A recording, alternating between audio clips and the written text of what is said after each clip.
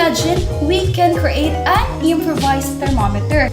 Now, I'm going to show you on how to make an improvised thermometer that will actually rise and drop according to the temperature change. Are you ready and excited? So do I. So what are the materials that we need? First is we need an empty bottle. You can also use small bottles such as those for medicine. If you don't have this kind of bottle, still it's okay. You can use your mineral bottle or your PET bottle. Next is your food coloring, your rubbing alcohol, and always remember that rubbing alcohol work in a well-ventilated room and do not leave the bottle of rubbing alcohol uncovered. Next is your tissue paper, your modeling clay, your permanent marker, your clear drinking straw, your ruler, your syringe or syringe. If you don't have this, you can use your medicine dropper. Next is your water, your small bowl, your ice. So later we will going to crush this. And also your kettle for our boiling water later on.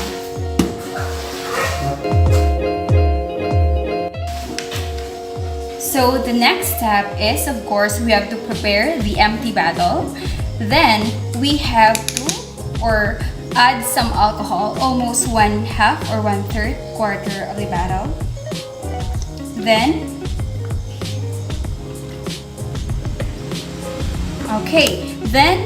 I'm going to add some food coloring. Yes.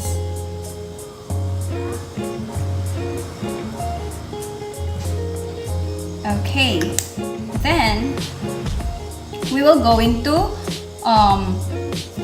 put the straw inside the bottle and making sure that the straw does not hit the bottom of the bottle.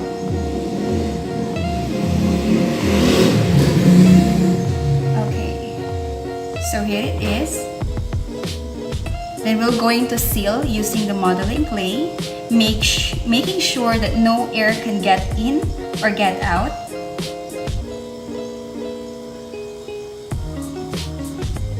Okay.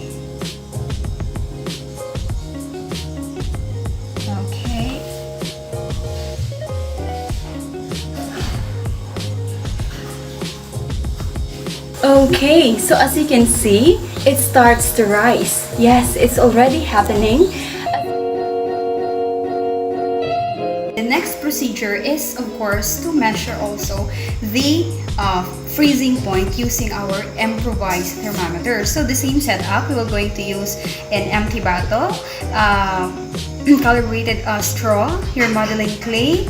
This time, we're going to use your medicine dropper or our syringe, our bowl, and our ice cubes, and also our alcohol. So to do this, let's first add our empty bottle with 1/2 or 1/3 quarter of the alcohol. Yes. Okay. Then we will going to put our some food coloring. Then we're going to shake this. Yes. And of course, fill a medicine dropper or syringe with the colored rubbing alcohol. So we will going to put the straw inside the bottle and making sure that the straw does not hit the bottom of the bottle.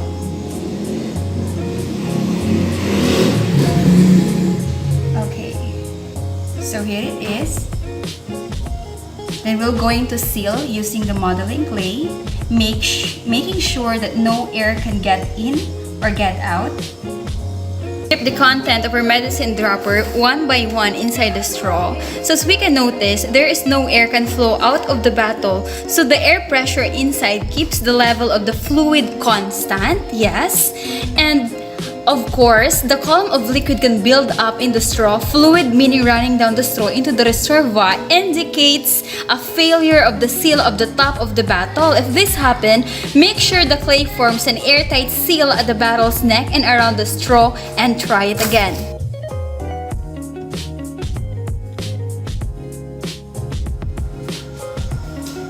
Hey guys, I'm back.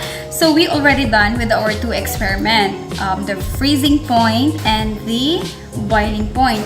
So to preview or just like a conclusion, so always remember that upon undergoing this experiment, we should always remember that why we need to have coloring, why we need to use a liquid coloring or the food coloring, because it is for us to see the rising and dropping of the thermometer. And guys, the next keynote to be remembered is also why is that the straw should not touch the bottom of your bottle.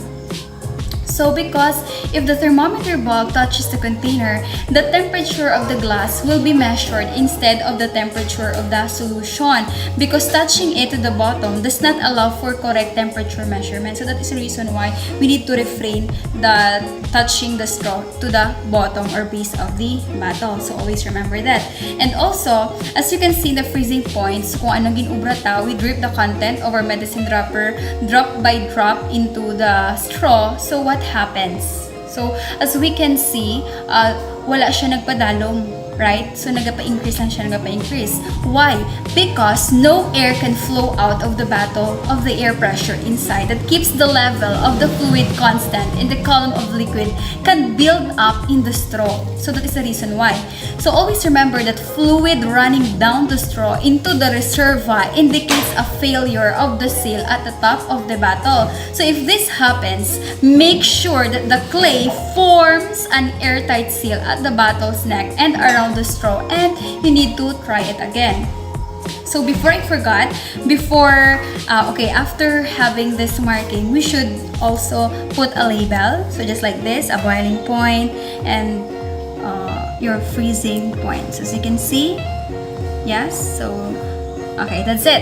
And guys, to generalization, always remember that the temperature of the liquid in the reservoir increases, it expands, and the only place the liquid can go is up to the narrow tube. If the temperature of the liquid decreases, it contracts, thereby allowing more liquid to collect in the reservoir. So the level in the narrow tube then falls back to the lower level. So once a thermometer is built, each level in the narrow tube corresponds to exactly one volume of liquid, and thus to exactly one temperature. And always remember that a narrow tube or straw results into a more accurate thermometer because the same expansion fall over a longer distance. As a drawback, the narrow might decrease the maximum temperature that the thermometer can reach. Experiment time. The occurrence of land and sea breeze is explained through this simple activity with the use of our improvised thermometer. The soil sample represents the land while the water sample represents the sea. Artificial light is used from the light bulb for the daytime setup, and we simply turn it off for our nighttime setup. We measure the temperature of soil and water in the two setup. With light, the temperature of the soil increases from its first measurement every after 2 minutes, while in water, the temperature decreases. Without light, the temperature of soil decreases from its first measurement every after 2 minutes, while in water, the temperature increases. From this activity, we can conclude that cool sea breeze occurs during daytime while cool land breeze occurs during nighttime. The science concepts involved in our activity are the following: thermal expansion, thermal contraction, specific heat capacity. Thermal expansion can be defined as the increase in volume of matter when it is exposed to an increase in temperature. Thermal contraction can be defined as the volume of matter decreasing as it gets cold.